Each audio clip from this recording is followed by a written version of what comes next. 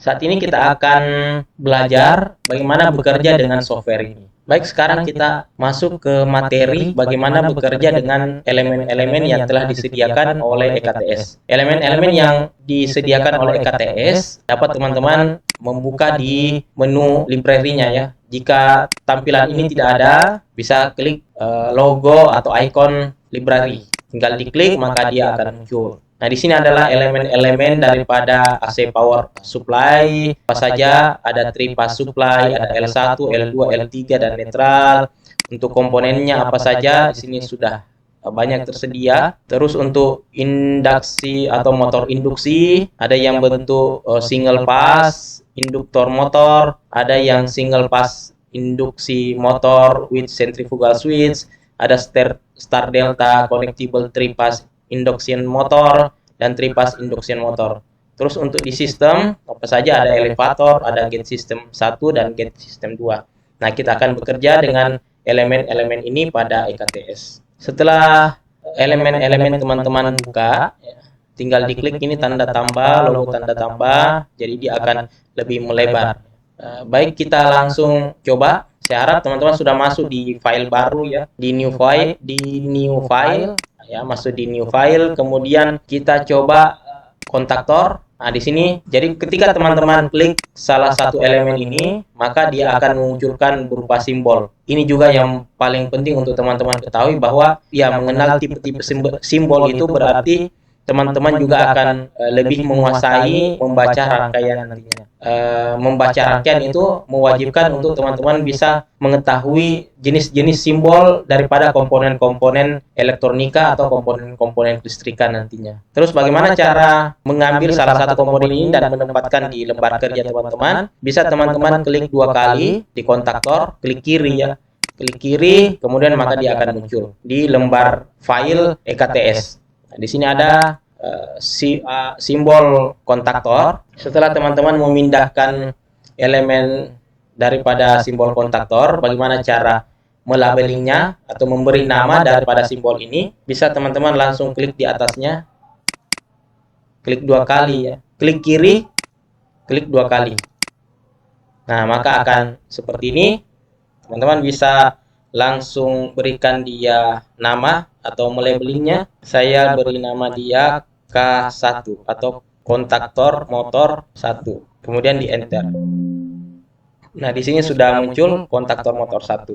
Setelah teman-teman memberi nama di icon ini, teman-teman bisa menggesernya atau menempatkan sesuai dengan keinginan teman-teman. Bisa di mana diletakkan terserah. Jadi di sini ada simbol KM1 yang sudah saya berikan nama. Terus saya geser-geser, simpan di tempat yang teman-teman rasa pas menurut teman-teman. Bisa juga diputar ya, dirotasi. Bisa diklik dulu di logo tersebut, kemudian klik kanan. Nah, di sini akan muncul notifikasi untuk memutar komponennya, mau 90 derajat sampai 270 derajat. Jadi kita putar dia seperti ini. KM, saya ambil logo ini, kita buat satu rangkaian sederhana biar nanti teman-teman bisa juga mengeksplor lebih jauh lagi. Jadi saya ambil elemen dari AC power supply untuk jaringan T atau L3, terus sama jaringan netralnya. Setelah itu kita tambahkan lagi untuk elemen atau komponen push button NC. Di sini bisa lihat normally close kontak, klik 2 kali maka akan muncul normally close kontak NC. Teman-teman bisa delete, klik logo atau icon komponen yang mau dihapus, klik dulu baru kemudian klik icon X warna merah ini. Saya diklik maka dia hilang. Oke, saya ambil kembali. Kita akan buat satu rangkaian sehingga dapat mensimulasikan rangkaian tersebut bekerja atau tidak. Kita ambil start push button ya. Start push button. Nah, ini dia. Start push button, kita rotasi 90 derajat. Terus stop push button tentunya juga ada. Kita geser dia, terus rotasi 90 derajat. Kemudian bagaimana cara menghubungkan satu komponen dengan komponen yang lain? Saya geser dulu biar dia lebih sejajar. Nah, tinggal teman bisa hover pada satu komponen ya. Di hover, saya tempatkan dulu biar posisinya lebih sejajar. Teman-teman hover, saya hover dulu di icon atau simbol komponen supply-nya untuk T. Jadi ketika teman-teman hover, maka ada tanda titik warna merah, teman-teman bisa klik kiri, kemudian ditarik. Ditarik sampai kemudian ke komponen yang teman-teman ingin tuju. Saya di sini mau sambung dia dengan push button NC.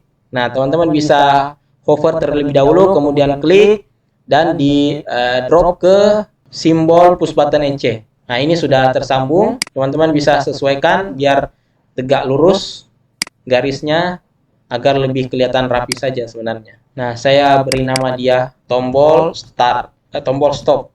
Jika teman-teman ingin delete, bisa, masih bisa. Teman-teman bisa klik di garis tersebut, kemudian di X, di hover, kemudian sampai muncul tanda titik warna merah, not warna merah, kemudian digeser, di drop ke tombol stop atau push button stop. Nah, seperti ini dia. Kita tinggal geser biar lebih tegak lurus, jadi kelihatan lebih rapi seperti itu. Kemudian ini saya naikkan tombol start, saya beri nama dia tombol start. Ini tombol start. Saya rotasi 90 derajat, saya rotasi lagi, saya putar lagi. Habis itu saya hover push button stop ketemu dengan push button start. Nah, sampai kelihatan warna biru, titik warna biru di tombol start, kemudian lepas. Nah, teman-teman bisa geser sampai dia tegak lurus, ataukah membiarkannya juga tidak jadi masalah. Intinya dia dapat mensimulasikan maksud daripada rangkaian teman-teman ya. Namun saya usaha biar lebih rapi, jadikan lebih kelihatan enak juga dilihat kalau garisnya itu saling tegak lurus. Saya beri nama ini PLN positif, ini PLN negatif. Kontaktor, berarti ini saya rotasi kembali. Ini ketemu netral, jadi kelihatan lebih rapi kalau semuanya saling tegak lurus. Sudah habis itu saya tambahkan kontak bantu daripada KM1 agar tombol atau push button start ini bisa mengunci ketika kita lakukan tekanan pada push buttonnya. Kita gunakan normally open contact. Nah, ini dia normally open contact. Saya beri nama dia. Jadi ketika teman-teman ingin mengintegrasikan antara kontak bantu ini dengan coil atau kumparan pada KM1, teman-teman bisa klik 2 kali. Nah, di sini sudah ada drop down ya. Jadi teman-teman bisa memilih kontak bantu ini terintegrasi dengan kumparan yang mana. Jadi saya mau dia terintegrasi dengan KM1. Jadi bahwa menyatakan bahwa kontak ini milik daripada KM1. Jadi ketika KM1 atau coil kumparan KM1 dia terenergize arus listrik, maka secara otomatis kontak bantu ini akan beroperasi atau berubah posisi menjadi NC yang tadinya saat ini posisi NO. Kita drag drop, kita satukan dia di sini ya sebagai pengunci dari push button. Nah, seperti ini dia teman-teman. Terus bagaimana cara startnya? Ini adalah rangkaian kontrol. Rangkaian kontrol. Nah, kita akan buatkan rangkaian dayanya lagi. Diklik sini, kita buatkan rangkaian daya. Di sini PLN plus. PLN plus berarti 220 volt. Kemudian kita ambil normally open yang 3. Karena kita akan menggerakkan beban motor 3 fase. Jadi kita ambil kontak bantu 3 posisi, kita rotasi ini. Berarti ini sumbernya bukan yang 1 fase. Kita hapus. Nah, kita ambil elemen power supply yang 3 fase. Nah, ini dia 3 fase. Kemudian kita beri nama sumber, kita hover, baru RST. Setelah itu kita ambil induksi motornya.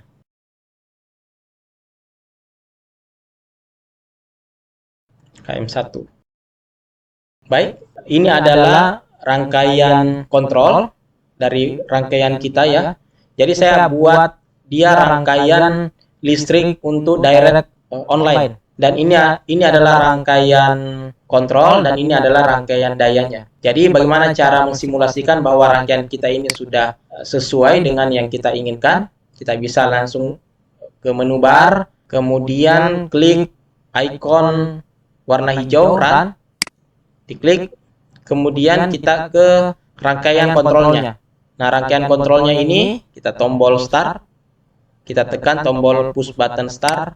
Nah, maka motor atau rangkaian daya ini akan mensimulasikan tujuan daripada rangkaian kontrol. Nah, di sini motornya kelihatan berputar, sehingga ini mensimulasikan bahwa rangkaian kita ini sudah berjalan dengan benar. Kontak yang tadinya NO menjadi NC sekarang. Nah, ini ada 3 buah kontak di rangkaian daya menjadi NC ketika tombol start saya tekan, dan kontak bantu di rangkaian kontrol ini berubah menjadi NC ketika tombol start saya tekan. Jika tombol stop saya tekan, apa yang terjadi? Maka secara otomatis motor 3 fase tadi ini bebannya akan berhenti. Nah, dia akan kembali ke posisi semula. Kontak pada KM1 ini akan berubah posisi ke posisi semula kembali.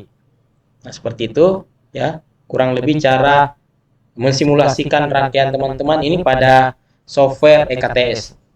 Saya harap nanti teman-teman bisa mencobanya untuk praktikum. Jadi saya akan menyertakan modul praktikumnya, teman-teman bisa merangkai sesuai dengan yang diinstruksikan dalam modul. Semoga semua bisa terselesaikan dengan sesuai instruksi di modul.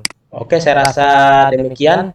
Semoga tidak ada yang sulit menginstal dan merangkai produknya. Jika ada yang ingin ditanyakan, saya tunggu di kolom komentar, ya, baik itu di kolom komentar dalam channel YouTube saya maupun di dalam komentar learning. Jika ada yang kurang bisa paham cara mengoperasikan atau mensimulasikan software EKTS ini. Terima kasih. Assalamualaikum warahmatullahi wabarakatuh.